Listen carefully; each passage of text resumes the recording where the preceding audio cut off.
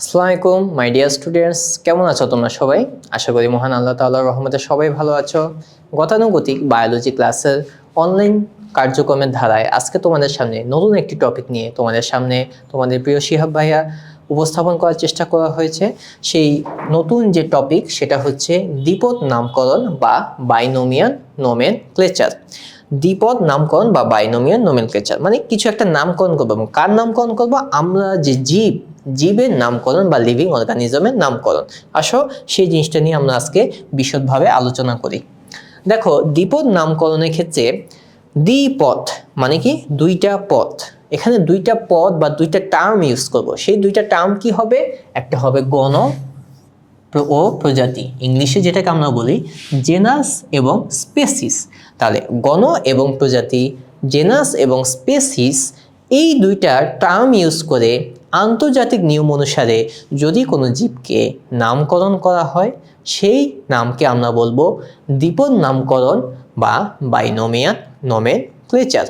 এবং এই binomial nomenclature সম্বন্ধে সর্বপ্রথম যে বিজ্ঞানী ধারণা দিয়েছেন সেই বিজ্ঞানীর নাম হচ্ছে বিজ্ঞানী ক্যারোলাস লিনিয়াস। কে বলেন তো?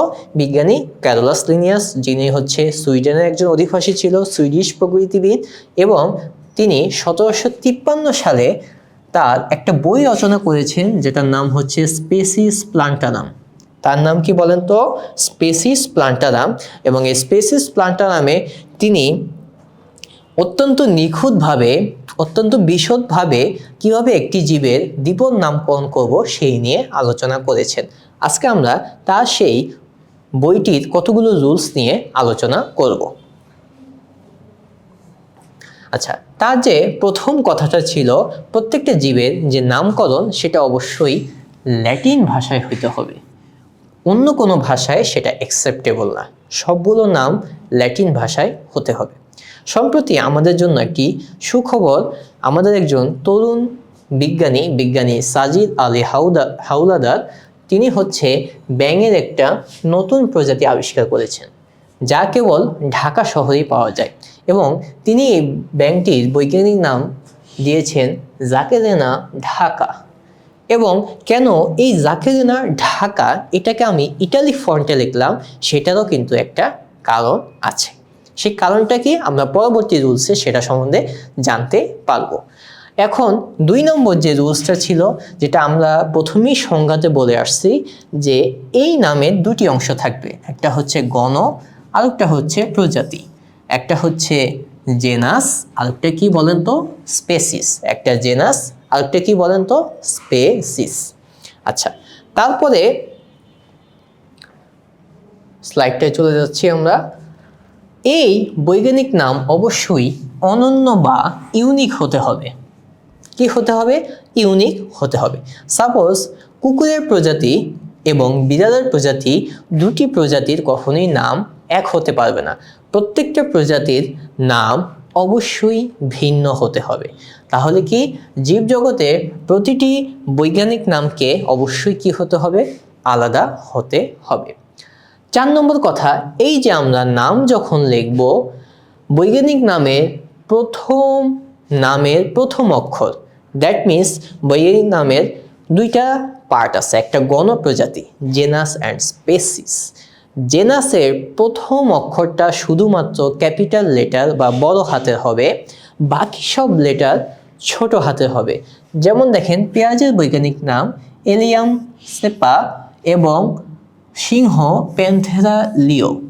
এই যে প্যান্থেরা লিও, সেই ক্ষেত্রে দেখেন অনলি মাত্র আমরা পি অক্ষরটাকে বড় হাতে উপস্থাপন করেছি বা ক্যাপিটাল লেটারে উপস্থাপন করেছি, বাকি সব অক্ষর কিন্তু আমি স্মল লেটারে উপস্থাপন করেছি। আমাদের 5 নম্বর পয়েন্ট, বৈজ্ঞানিক নাম আমরা যখন মুদ্রণ করব, মুদ্রণ আপনাদের কাছে ব্যাপারটা একটু কঠিন, আমরা সোজা যে কথায় অভ্যস্ত প্রিন্টিং, আমরা যখন প্রিন্টিং বা বই বা এসব ক্ষেত্রে যখন আমরা ইউজ করব, সেই ক্ষেত্রে অবশ্যই আমরা ইটালিক ফন্টে ইউজ করব। যেহেতু দেখেন আমার এই স্লাইডটা প্রিন্টিং করা হয়েছে, সেই ক্ষেত্রে কিন্তু আমি স্লাইডে এই ভাষাগুলো ইটালিক ফন্টে আপনাদের সামনে প্রেজেন্ট করলাম। এখন বোঝা গেছে যে জাকের না ঢাকা কেন আমি ইটালিক ফন্টে লিখলাম, কারণ বৈজ্ঞানিক নাম যদি আপনি মুদ্রণ বা প্রিন্টিং করতে চান, যদি প্রিন্ট করতে চান, তাহলে অবশ্যই তাকে ইটালিক ফন্টে প্রিন্ট করতে হবে। কোন ফন্টে প্রিন্ট করতে হবে? ইটালিক ফন্টে। ওকে, তারপর এবার সাপোজ আমি তো সবসময় প্রিন্ট করব না, আমার মাঝে মধ্যে লেখারও প্রয়োজন হতে পারে। যদি আমরা কোনো কিছু লেখার চেষ্টা করি, যেমন ধরেন আমি ধানের সাইন্টিফিক নেম হচ্ছে অলাইজা স্যাটাইভা। দেখেন এই কথাটা কিন্তু আমি আপনাদের সামনে লিখছি, ঠিক আছে?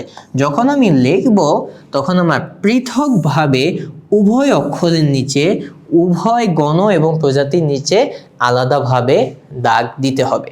যদি আমি হাতে লিখতে চাই তাহলে সবগুলো অক্ষরের নিচে, দ্যাট মিনস হচ্ছে প্রত্যেকটা টার্ম বা প্রত্যেকটা পদের নিচে আমি আলাদাভাবে দাগ দিব। দেখেন এইখানে আমি আপনাদের বোঝানোর জন্য জিনিসটা দাগ দিয়ে প্রেজেন্ট করার চেষ্টা করছি, ঠিক আছে? আচ্ছা, সাপোজ এখন একটা জীবের বৈজ্ঞানিক নাম আমি একটা নামকরণ করে ফেলছি, আপনি আরেকটা নামকরণ করলেন, বাট আমি নামকরণটা 1 মার্চ 2026 সালে করেছিলাম, আর আপনি নামকরণটা 3রা মার্চ 2026 সালে তৈরি করেছেন। তাহলে অগ্রাধিকার আইন বা অ্যাকর্ডিং টু প্রায়োরিটি ল আমার দেওয়া নামটি আগে গৃহীত হবে, যেহেতু সময় অনুসারে আমি আগে নামটা দিয়েছি, আপনি নামটা পরে দিয়েছেন। কথা বুঝতে পারছেন? ওকে, তাহলে এটা হচ্ছে আমার পরের পয়েন্ট। নেক্সট এবং লাস্ট যে পয়েন্টটা, যেই বিজ্ঞানী কোনো জীবের বৈজ্ঞানিক নাম একেবারে সঠিকভাবে উপস্থাপন করতে পারবে, সম্মানার্থে তার নামটি উক্ত জীবের বৈজ্ঞানিক নামের শেষে সংক্ষিপ্তভাবে এবং নাম প্রকাশের সাল সহ উপস্থাপন করব। যেমন অলাইজা স্যাটাইভা, এটা হচ্ছে ধানের বৈজ্ঞানিক নাম, এটা হচ্ছে বিজ্ঞানী ক্যারোলাস লিনিয়াস আবিষ্কার করছেন। এই যে ক্যারোলাস লিনিয়াস এই বৈজ্ঞানিক নামটি আবিষ্কার করেছেন, তার নামে যে সংক্ষিপ্ত রূপ ক্যাপিটাল এর আমি অলাইজা স্যাটাইভার শেষে উপস্থাপন করব, অ্যালং উইথ তার সে কোন সালে সেই নামকরণটা করছে সেটা সহ। বাট যেহেতু দৈনন্দিন গবেষণা পাঠে এই জিনিসটা সাধারণত আমরা লিখি না, আমরা জাস্ট অলাইজা স্যাটাইভা এই কথাটাই লিখে থাকি, ঠিক আছে?